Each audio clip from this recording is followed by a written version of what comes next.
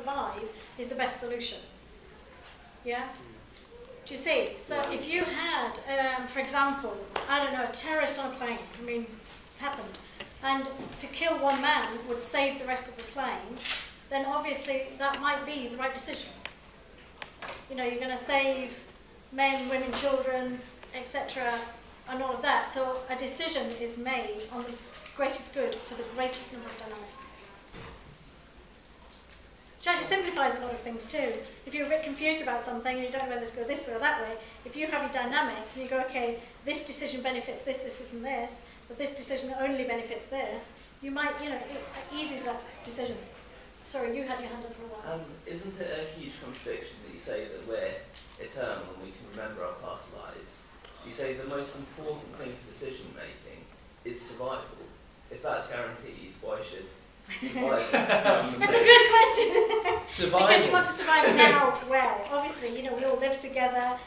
Yes, you could say, well, what the heck? You could say that, you know, I'm going to survive anyway. And but it's how well you survive. How well, yeah. Why are you here? Why didn't you drop out of school?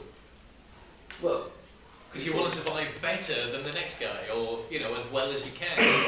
Want to get a decent job. But you could say that if you believe you're eternal, and you're having a really bad life, then why do you, and you believe you'll come back, then why would you carry on? Oh, you take all your pots and pans with you. If you're going to top yourself, is that what you're talking about? Well, just end your life. According to what you're saying. Again. Yeah, but you would take those pots and pans, those problems with you.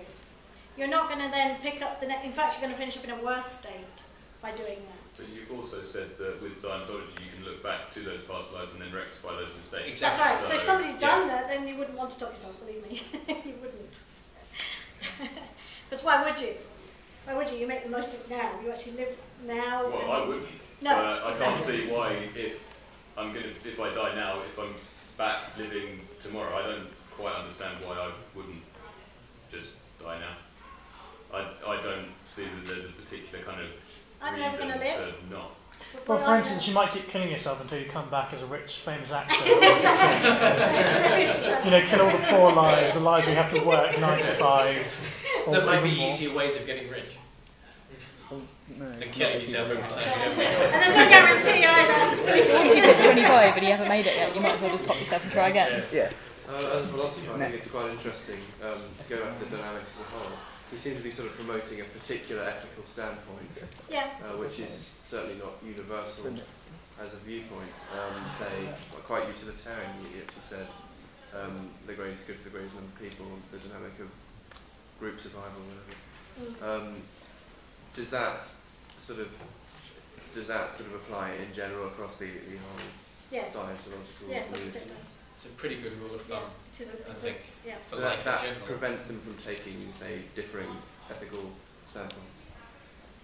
Well, the ethical standpoint would be from your viewpoint, which is the best solution. But the eight dynamics seem to imply a particular model of moral decision making. In general, what is defined as good and bad in Scientology is there's no hard and fast, it's a spectrum of, you know, you can never get the ultimate good or the ultimate bad, but in that spectrum, something is as good as it promotes survival across as many dynamics as possible, and it is as bad as it tends to be detrimental to dynamics.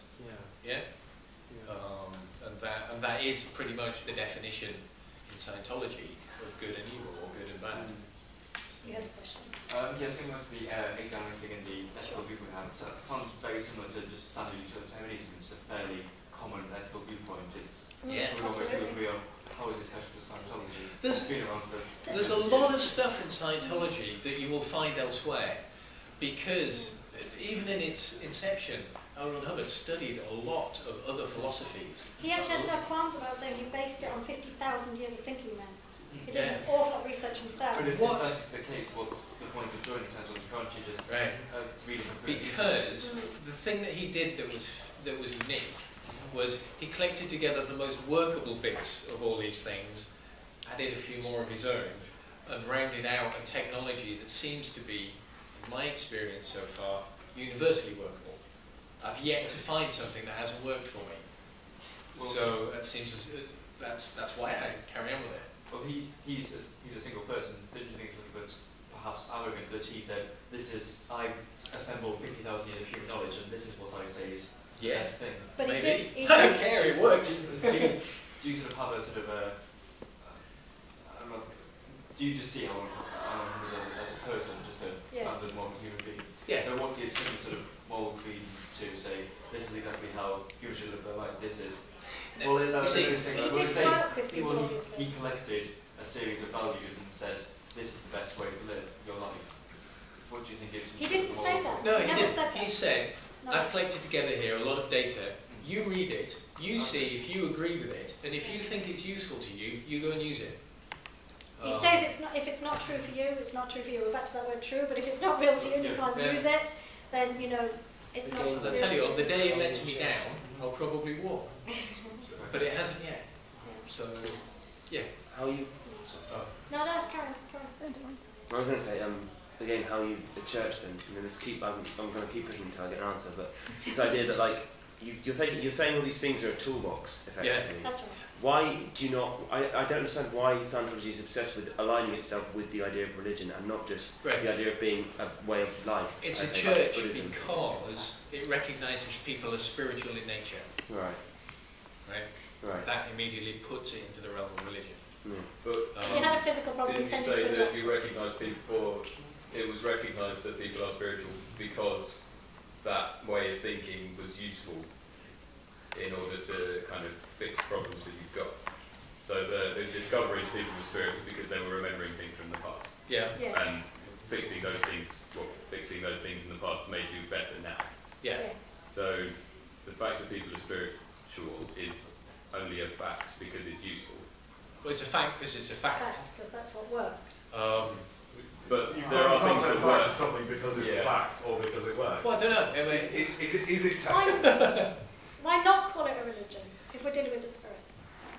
Because you're not just dealing with the spirit. I think potentially if you had a separation between your technologies and your spiritual beliefs, I mean, you opened up by saying, oh, you can come to us believing whatever you like. Yes. Believe in the Creator, believe in this, believe in that, believe in that. Yeah. To me, that's not a religion. That's just sort of a group, that accepts people.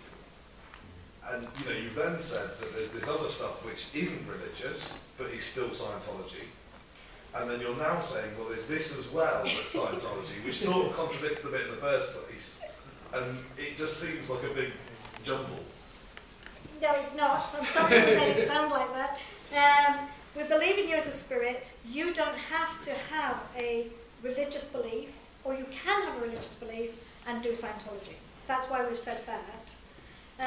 We deal, certainly in the auditing side of things, with you as a spiritual being, and as you deal with yourself as a spirit and to others from your viewpoint, which is where the religion comes in. And religion, also a church, is a place where people congregate and learn something.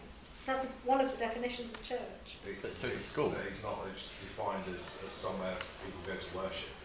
It's not. That's another definition. definition. That's another definition. Yes. Oh, sorry.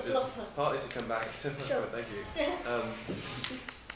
I mean, but you say, like, as this guy just pointed out at the beginning, you seem to be open, completely open to any other faith. But actually, you're subtly sort of carving a trajectory in terms of both ethics and spiritual beliefs in a more specific way, which would sort of surely would sort of alienate, say, Christians or whatever who are more sort of supernaturalists. They place God above their fellow man or whatever, which is what you seem to be doing with your 8 dynamics. Well, the ethics and the dynamics help you here on Earth right now. Yeah. Yeah. So. But it seems like you sort of place the well-being of everyone else ahead of that of a God, and that those two are not reconcilable. Not No, I necessarily. didn't say that at all. No. There are 8 dynamics, but the 8th one is the God one, if that's. But is it just, say, an observation of human urges as opposed to a doctrine, or what? Sorry? I didn't understand that. Are the eight dynamics, are they sort of, is it an observation of human urges as opposed to a set of basic rules, or? It is an observation.